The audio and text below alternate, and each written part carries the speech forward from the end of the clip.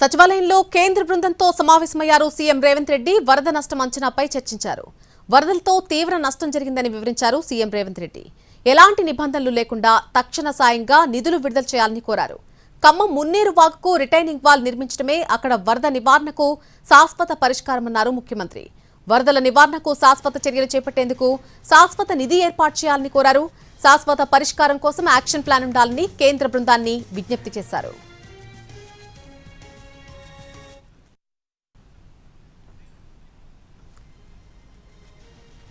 సచివాలయంలో కేంద్ర బృందంతో సమావేశమయ్యారు సీఎం రేవంత్ రెడ్డి. వరద నష్టం అంచనాపై వారితో చర్చించారు. వరదలతో తీవ్ర నష్టం జరిగిందని సీఎం రేవంత్ రెడ్డి వివరించడం జరిగింది. దీనికి సంబంధించి పూర్తి అప్డేట్ మా ప్రతినిధి సుధీర్ అందిస్తారు. సుధీర్,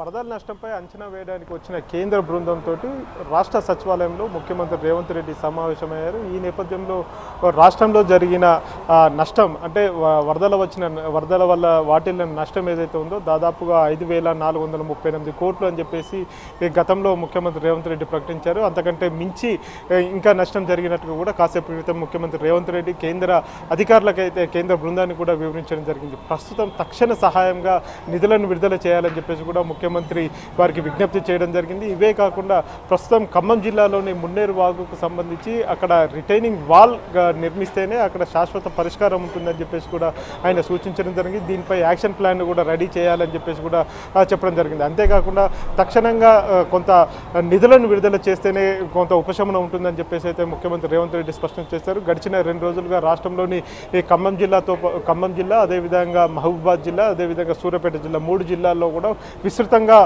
కేంద్ర బృందం పర్యటించింది. క్షేత్రస్థాయిలో వెళ్ళి అక్కడ పంట నష్టపోయిన రైతులతో కూడా మాట్లాడడం జరిగింది. ఎక్కడెక్కడ రోడ్లు కొట్టుకుపోయాయి, ఎక్కడ కలువట్లు కొట్టుకుపోయాయి అనే విషయానికి సంబంధించి క్షేత్రస్థాయిలో వెళ్ళి పూర్తి స్థాయిలో అంచనా వేసిన పరిస్థితి కనిపిస్తుంది. మరి కాసేపట్లో ఇందుకు సంబంధించి ఒక అధికారిక ప్రకటన కూడా విడుదల చేసే అవకాశం అయితే కనిపిస్తుంది. గడిచిన కొద్ది రోజులుగా కూడా తెలంగాణ రాష్ట్రంలో కురిసిన భారీ వర్షాల కారణంగా జనజీవనం అస్తవ్యస్తమైపోయింది. దాదాపుగా వేల కోట్ల రూపాయల పంట నష్టం జరిగింది, అది ఆస్తి నష్టం జరిగింది. దాదాపు 33 మంది ప్రాణాలు కోల్పోయిన పరిస్థితి కనిపించి చాలామంది నిరాశ్రయులుగా మిగిలారు. వీరందరికీ కూడా తక్షణ సహాయం ప్రకటించాలని చెప్పేసి కేంద్ర ప్రభుత్వాన్ని రాష్ట్ర ప్రభుత్వం విజ్ఞప్తి చేసింది. గతంలోనే ముఖ్యమంత్రి రేవంత్ రెడ్డి ప్రధానమంత్రికి కూడా లేఖ రాయడం జరిగింది.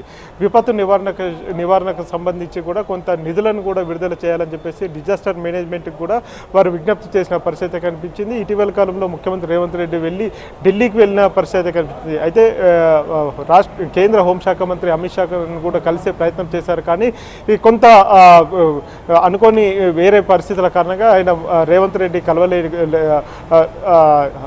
కలవని పరిస్థితి అయితే కనిపించింది. ఈ నేపథ్యంలోనే మరొకసారి కేంద్ర మంత్రిని కూడా కలిసే అవకాశాలు ఉన్నట్టు కూడా తెలుసు. ప్రస్తుతం కేంద్రం నుంచి వచ్చిన దర్యాప్తు సంస్థలు ఏవైతే ఉన్నాయో వరద నష్టానికి సంబంధించి వారు అంచనాలు అయితే వేస్తున్నారు. ఈ నేపథ్యంలోనే ఎలాంటి నిబంధనలు పాటించకుండా వెంటనే నిధులను విడుదల చేస్తే తమకు కొంత ఉపశమనం ఉంటుందైతే చెప్పిన పరిస్థితి కనిపిస్తుంది. Right Sudheer, thanks for the live update.